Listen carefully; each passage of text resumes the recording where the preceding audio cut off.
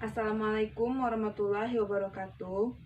Perkenalkan, saya Anissa Deza Utami, perwakilan dari kelompok 1 Biologi Terapan kelas 7C Institut Agama Islam Negeri Kerinci.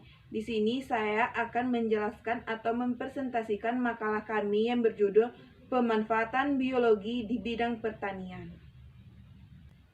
Yang pertama, hubungan ilmu biologi dengan pertanian.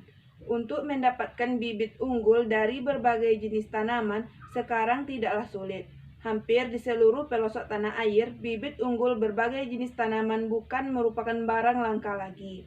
Hal ini berkat makin berkembangnya prinsip-prinsip genetika yang sudah banyak diketahui oleh para petani, seperti dengan melakukan penyilangan yang dapat dilakukan oleh para petani. Selain itu, dengan menerapkan prinsip-prinsip fisiologi tumbuhan, para petani melalui para ahli pertanian yang telah banyak mengetahui jenis pupuk yang baik untuk berbagai jenis tanaman. Adapun dalam penggunaan pupuk pestisida atau insektisida pada persawahan, perkebunan, dan perladangan, para petani harus memperhatikan faktor keseimbangan ekosistem di sekitarnya. Misalnya, dengan mengikuti atau mematuhi dosis atau takaran serta intensitas yang ditetapkan oleh setiap jenis pupuk atau pestisidanya. Jika pemakaian zat-zat kimia tersebut melebihi aturan yang ditetapkan, biasanya akan menimbulkan pencemaran air sungai di sekitar area pertanian tersebut. Pertama, ada bioteknologi dan biologi molekuler telah berhasil menemukan teknik-teknik untuk rekayasa genetika, seperti teknik transfer nukleus, teknik pemotongan, penyambungan, dan penyisipan gen.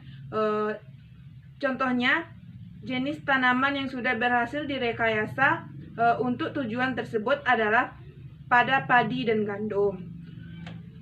Yang kedua, melalui kemajuan di bidang biologi molekuler telah didapat atau diketahui pula urutan gen pada genom sel-sel tumbuhan, sehingga para biologiwan dapat mengidentifikasi urutan-urutan gen tertentu yang bertanggung jawab untuk perkembangan organ.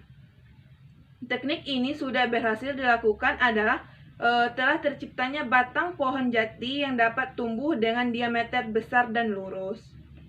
Yang ketiga, dengan menggunakan teknik kultur jaringan, tanaman yang sudah diketahui berkhasiat sebagai obat ataupun tanaman budidaya yang sudah diketahui keunggulan mutunya dapat diproduksi dengan waktu singkat dalam jumlah yang banyak tanpa memerlukan lahan yang luas dengan kondisi steril. Contohnya seperti tanaman budidaya yang sudah berhasil diperbanyak dengan teknik kultur jaringan, seperti kelapa sawit, tanaman anggrek, tanaman pisang, dan wortel. Yang keempat, teknik mutasi buatan merupakan usaha merubah susunan atau jumlah materi genetik atau DNA dengan menggunakan radiasi sinar radioaktif atau sinar X, sinar alfa dan beta, serta sinar gamma, atau dengan senyawa kimia atau colchicine.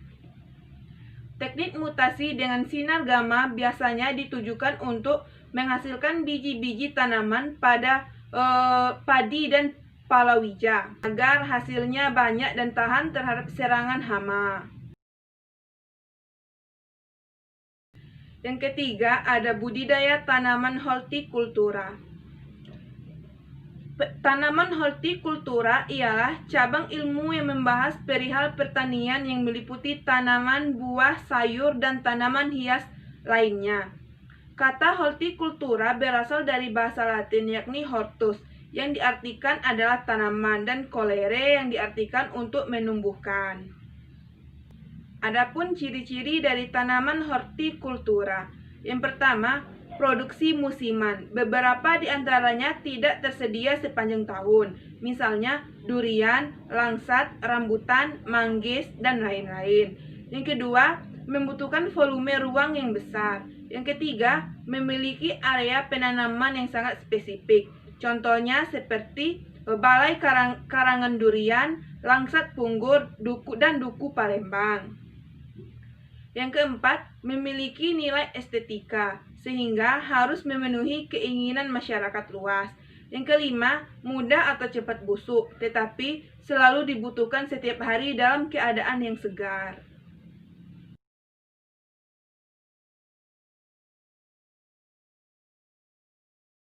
Sekian presentasi dari makalah kami. Apabila ada kesalahan kami mohon maaf. Untuk lebih jelasnya bisa saudara-saudari melihat makalah yang telah kami share di grup WhatsApp kelas 7C Biologi Terapan Institut Agama Islam Negeri Kerinci.